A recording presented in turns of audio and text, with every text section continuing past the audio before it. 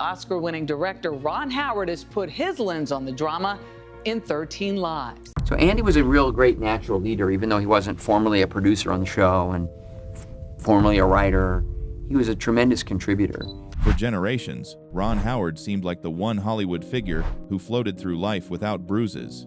To the public, he was the charming, steady, baseball cap-wearing director who went from precocious child actor to one of the most respected filmmakers in America. He represented something almost mythic, the American dream unfolding in real time, while countless child stars fell into turmoil. I don't think that's, for me as a voter, I don't think that suggests great leadership. Scandal or self-destruction. Ron appeared to glide upward without friction. From Opie Taylor to Richie Cunningham to the Academy Award-winning director behind A Beautiful Mind, his career looked like a straight line moving upward, effortless, controlled, unblemished. But behind that polished image was a far more human journey, one full of crisis, regret, pressure, and emotional wounds he kept hidden for decades. The world saw the smile, the calm voice, the reliable persona, but they did not see the storms he navigated privately. Storms powerful enough to break anyone who wasn't quietly fighting every day to stay balanced. And that is the version of Ron Howard he has only recently begun revealing, a man whose career came at costs even he didn't fully understand at the time. The first major breaking point came during one of the defining moments of his rise as a director. It was 1991, a year Ron Howard had spent building toward, a year that promised the biggest film of his career. He had moved from lighthearted comedies like Splash and Parenthood to more dramatic fare such as Cocoon and Backdraft. Hollywood watched closely as he stepped into Far and Away, a sweeping historical epic starring Tom Cruise and Nicole Kidman, two of the biggest stars in the world. With a massive budget, stunning locations, and enormous expectations, the film demanded everything from its director. But in Ron's personal life, a very different story was unfolding. His wife, Cheryl, had just given birth to their fourth child, their daughter Jocelyn. For most parents, that moment would be sacred, a time to slow down, breathe, and connect. For Ron, it landed directly on top of the biggest professional gamble of his life. The decisions were stark. Take the film and leave home for 6 months, or step back and risk losing momentum in a career that demanded constant motion to survive. He chose work. He convinced himself it was temporary. He promised himself he'd call home every day, that he'd make the time, that he'd still be present even when thousands of miles away. But film sets are not designed for presence. They devour every second, every breath, every ounce of concentration. And Far and Away was especially demanding, filled with weather delays, massive sets, complex period costumes, and endless logistical nightmares. As days turned to weeks and weeks into months, Ron was not just absent, he was unreachable. Even when he managed to fly home briefly, or when the family visited the set, he wasn't truly there. His mind remained wrapped around budget issues, production problems, and schedule pressures that made sleep a luxury and peace nearly impossible. When filming finally wrapped and Ron returned home, he expected joy. He expected a warm reunion. Instead, he walked into a moment that would haunt him for decades. His daughter, the baby whose first months he had missed, stared at him blankly, no recognition, no connection, no sense that he was her father. Ron has said, this moment shook him to the core. The home he returned to felt emotionally different. His family had learned to live without him. His infant daughter didn't know him. And for the first time in his life, Ron realized that ambition had a price far heavier than occupational stress or sleepless nights. It could take time he would never get back. It could touch the people he loved most in ways that no apology and no success could ever repair. This was his first real reckoning, the moment he realized the public perception of the perfect family man didn't match the reality of the sacrifices his career demanded. And it was the moment that began reshaping the trajectory of his life, teaching him a truth he had ignored for years. Success isn't free, and even the brightest achievements cast shadows you don't see until you look directly into them. The hidden family crisis, his brother's struggle. While Ron Howard built one of Hollywood's most respected careers, another story unfolded just out of sight, a story involving the person who had walked through show business beside him since childhood, his younger brother, Clint Howard. Many people know Clint from his memorable roles in Ron's films, his unique face, and his long resume of character work. But behind those appearances was a private struggle that shaped Ron's life more deeply than any film he ever made. Clint had been a child actor too, familiar with scripts, sets, and the pressures of early fame. But unlike Ron, whose career blossomed with opportunities and acclaim, Clint's path took a darker turn. By the 1980s, As Ron moved quickly toward becoming a major Hollywood director, Clint was sinking into addiction slowly at first, then sharply, until it began threatening every part of his life, his work, his health, and his sense of self. For Ron, this was the kind of crisis he couldn't fix with leadership, vision, or professional skill. He could direct actors, manage enormous crews, and navigate the chaos of multi-million-dollar productions. But he couldn't direct his brother out of addiction. He couldn't schedule a neat solution. He couldn't storyboard a happy ending. People close to the Howard family say Ron struggled deeply with guilt during this period. While his career soared, Clint spiraled. The contrast between them, so obvious to the public, so unavoidable within the family, created emotional weight Ron didn't share with anyone outside their inner circle. Success can be a blessing, but when someone you love is hurting, it can also feel like a betrayal. Throughout the late 1980s, Clint's addiction worsened. It interfered with his work, strained relationships, and created fear among those who cared for him. Ron watched his brother's life shrink while his own grew larger, and that guilt, irrational but undeniable, pushed him toward a breaking point. In 1990s, Ron finally reached the moment every family of an addict eventually faces. He had to give an ultimatum: rehab, or lose everything. This wasn't a threat made in anger. It was a plea disguised as tough love. It was Ron begging his brother to survive. Because by that time, it wasn't just about career damage, it was about life or death. And Ron couldn't stand by any longer, watching Clint disappear. Clint chose rehab. Not instantly, not easily. But he chose it. Recovery wasn't simple or fast, but it saved him.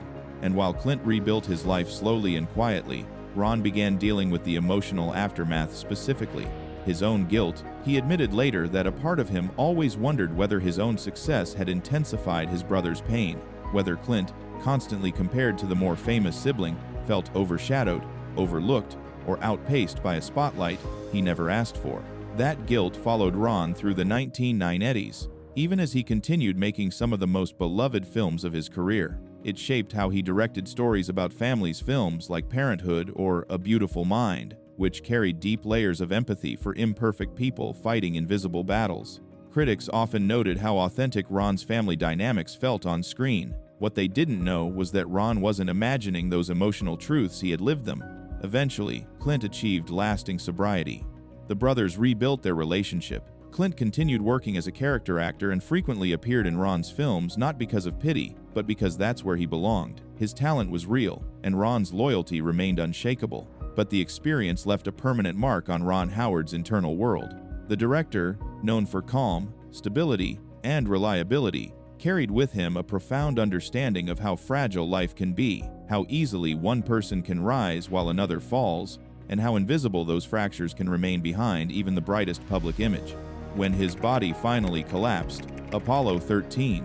By 1995, Ron Howard had already built a career defined by both steady professionalism and commercial success.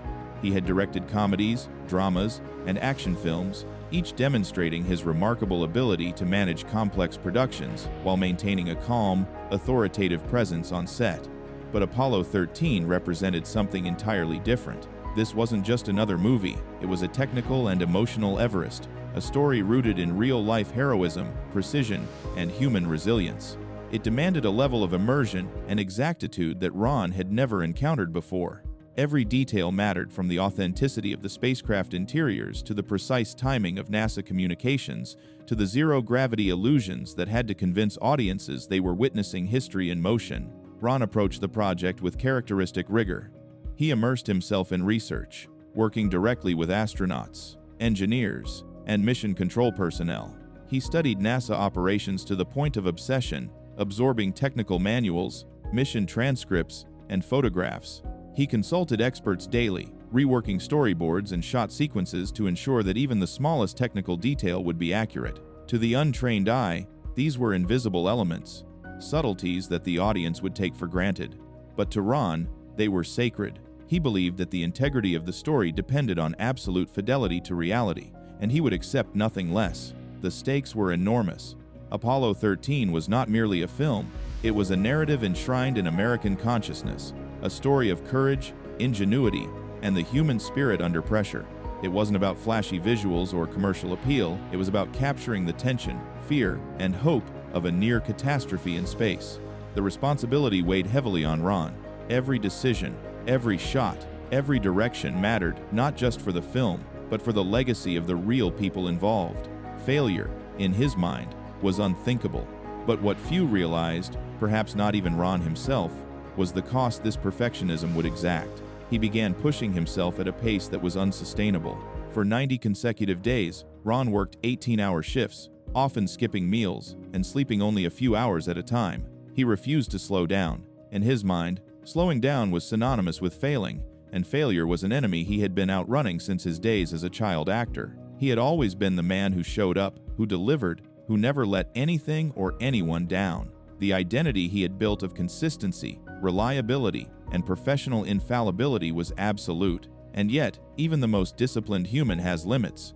One day, during the final weeks of production, Ron's body reached its breaking point. He was on set, giving meticulous notes to actors, checking the alignment of sets, reviewing storyboards, and adjusting complex zero-gravity sequences. And then, suddenly, he collapsed. Not gradually, not with warning, he simply fell.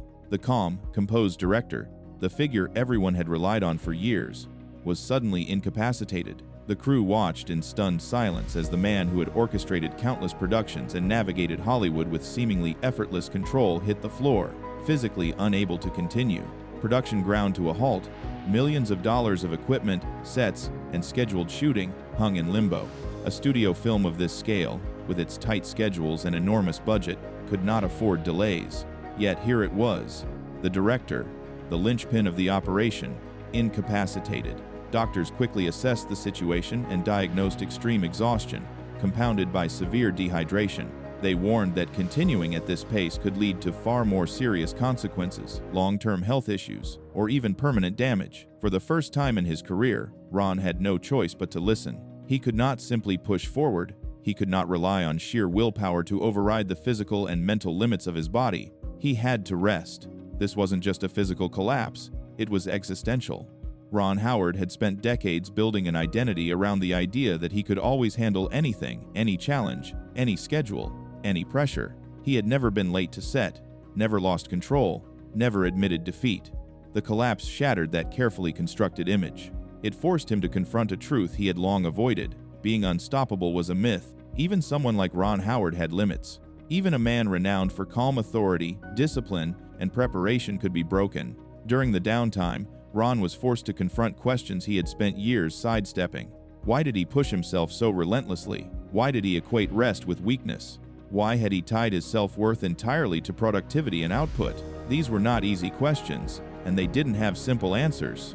They forced him to reconsider the very foundation of how he approached his work and his life. For someone whose identity had been defined by control and reliability, this was deeply unsettling. When filming resumed, there was a subtle but significant shift. Ron Howard remained the meticulous, disciplined, and driven director everyone knew him to be. But something had changed. A small piece of armor had cracked, and through that crack came a new perspective. The people making the movie mattered as much as the movie itself, including him. He began delegating more effectively, checking in on his team, and allowing himself brief moments of rest without guilt. His understanding of collaboration deepened, and his empathy toward the crew, cast, and production staff grew. Apollo 13 went on to become one of Ron Howard's most celebrated films.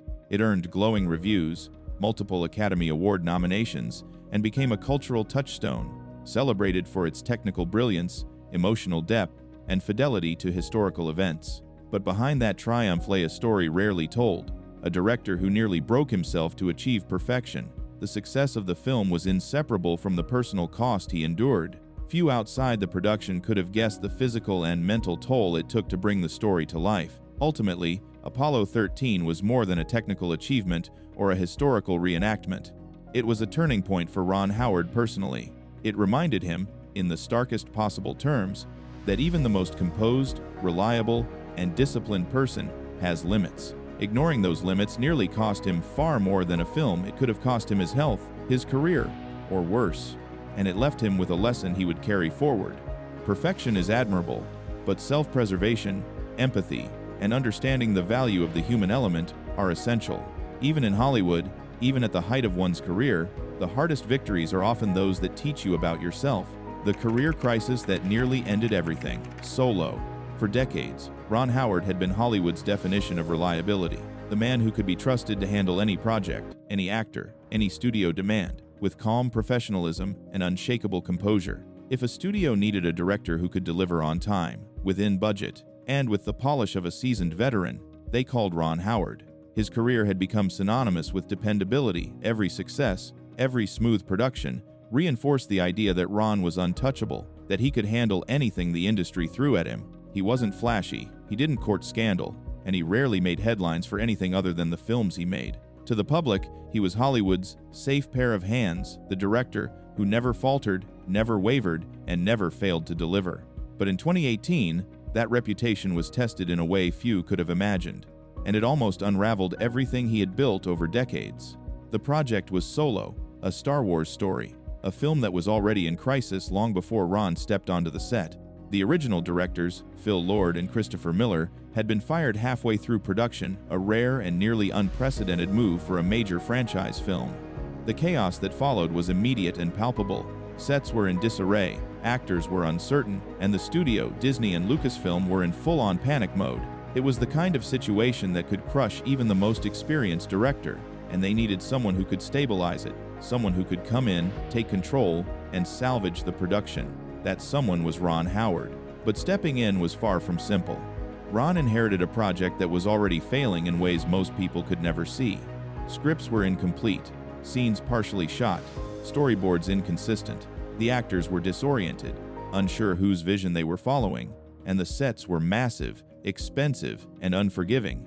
On top of that, he had to do something almost unthinkable: reshoot more than 70% of the film. That wasn't tweaking a few scenes or adjusting performances, it was effectively creating a whole new movie in the middle of production. And he had to do it on a schedule that was already behind, under the scrutiny of some of the most passionate fans on the planet, a studio that could not tolerate failure, and a franchise that carried nearly half a century of legacy and expectation. The pressure was monumental. And then there was the personal weight of responsibility. This was Ron Howard's name on the marquee. The previous directors were gone. The world would judge him, fairly or unfairly, for the movie's success or failure. Every decision, every cut, every directorial choice would reflect on him. If the film flopped, his reputation built over decades as the dependable, untouchable director would be called into question. The very foundation of his career, the public perception of his unshakable competence, hung in the balance. Ron worked tirelessly. He applied every lesson from a lifetime in the industry, from the child actor who learned early that preparation and focus were survival tools, to the veteran director who had orchestrated some of Hollywood's most technically complex and emotionally resonant films. He approached the production methodically, bringing his trademark professionalism to a chaos-laden set, trying to instill calm, clarity, and direction where there had been uncertainty. He gave his all. Every day, he pushed himself further. Every night, he analyzed footage, revised schedules, and made tough decisions that would affect hundreds of people and a massive budget. And yet, despite his skill, despite his experience, the underlying challenges of the production were not so easily overcome. When Solo finally hit theaters, the results were sobering. It became the first Star Wars film to lose money, grossing significantly less than projected against its bloated budget. Fans were divided, some critical, some indifferent, and critics were lukewarm in their responses. The media whispered questions that hadn't been asked in decades about Ron Howard. Could the director who had built a decades-long career of hits finally have lost his touch? The perception shifted subtly, but unmistakably. The phone calls that once came regularly from studios, producers, and collaborators slowed to a trickle. The aura of invincibility that had defined Ron Howard's public image wavered. Suddenly, the director who could be relied upon without hesitation found himself facing doubts that had never touched him before. In the midst of this professional upheaval, one person became his anchor: his daughter, Bryce Dallas Howard. By 2018, Bryce had grown into her own accomplished director, navigating complex television and film projects with skill and confidence. She saw something in her father that he hadn't realized himself, that for years, he had been chasing expectations instead of passion. He had been working to satisfy studio demands, audience expectations, and the unspoken pressure to maintain his flawless reputation rather than pursuing the creative curiosity and storytelling instincts that had drawn him to filmmaking in the first place. Bryce encouraged him to reconnect with his original love of the craft, to remember the joy and purpose of telling stories he genuinely wanted to tell, instead of focusing solely on commercial success or external validation. Her guidance changed everything. Ron Howard began to make a conscious decision to step away from the relentless pursuit of blockbuster filmmaking as a measure of his worth. He sought projects that ignited curiosity, challenged him creatively, and allowed him to explore topics he truly cared about. Small-scale dramas, documentaries, and personal narratives became his new focus. He was rebuilding, but not from fear, not from desperation. He was rebuilding from authenticity, reclaiming the joy and freedom that had first drawn him to storytelling. The solo crisis did not end his career, it reshaped it. For the first time in decades, Ron Howard wasn't directing to prove anything to studios, critics, or fans. He wasn't trying to uphold a reputation or live up to the myth of the infallible director. He was directing because he wanted to, because he was inspired, and because the stories themselves demanded attention. That period of professional turmoil, that nearly career-ending experience, entering the homes and hearts of survivors who had lost everything, their houses, their memories, their sense of security. Each interview was intense, emotionally charged, and heartbreaking. People spoke of unimaginable loss, of lives and histories reduced to ash. And as he listened, Ron carried his own grief silently, layering his personal pain beneath the stories of the families he was documenting. Those working alongside him noticed a subtle but significant change. The Ron Howard they had known, the calm, composed, dependable director, was still there, but beneath that professionalism, cracks had begun to appear. He was more contemplative, more visibly affected by the stories of survivors, more empathetic in a way that went beyond the usual directorial sensitivity. He absorbed their pain, while simultaneously managing his own. The compartmentalization that had served him so well for decades was beginning to fail. He could no longer neatly separate his personal anguish from the professional demands of directing a film. The result was a director who allowed himself to feel deeply, privately, while still maintaining the structure necessary to complete a demanding project. Ron would later reflect on rebuilding Paradise as the hardest project of his career, not because of technical or logistical challenges, but because of the emotional weight he carried throughout its production. Every story he heard mirrored his own hidden grief. Every devastated family became a reflection of the losses he was navigating privately. The film demanded more than his technical skill. It demanded emotional courage, empathy, and vulnerability. And Ron, who had spent a lifetime in the public eye carefully managing perception, faced the reality that this was a journey he could not shield himself from or hide behind professionalism. In many ways, rebuilding Paradise became a mirror for Ron's own experience of loss. The survivors he interviewed were grappling with devastation that felt almost unimaginable, yet he could understand their sorrow on an intimate level because he, too, was grieving profoundly.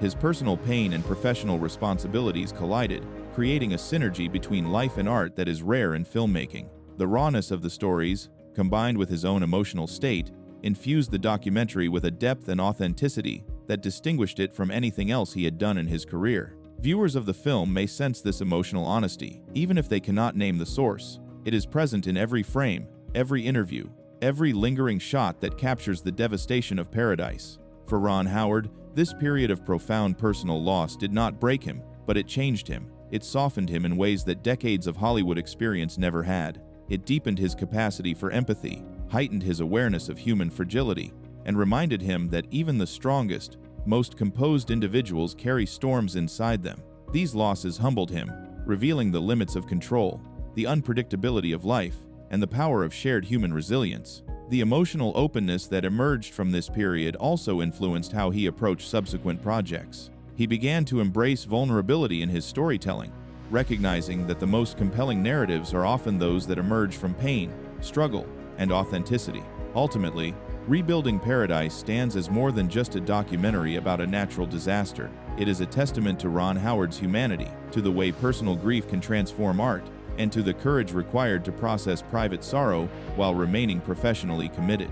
It is a rare glimpse of the man behind the baseball cap, the affable Hollywood director, the reliable professional. In 2017, Ron Howard experienced a level of vulnerability that few outside his immediate circle ever witnessed, and through that experience, he demonstrated that strength and sensitivity are not opposites, they can coexist in the same person. These twin losses, the passing of his father and mother-in-law, reminded Ron that even the most seemingly unshakable people live with invisible struggles. They shape the man behind the camera, influencing how he listens, how he directs, and how he engages with stories of human resilience. And while the world continued at its relentless pace, Ron Howard carried these lessons forward, quietly transformed by the grief that intersected with his professional life, creating work that resonates not just because of skill or technique, but because it comes from a place of real, lived, human experience.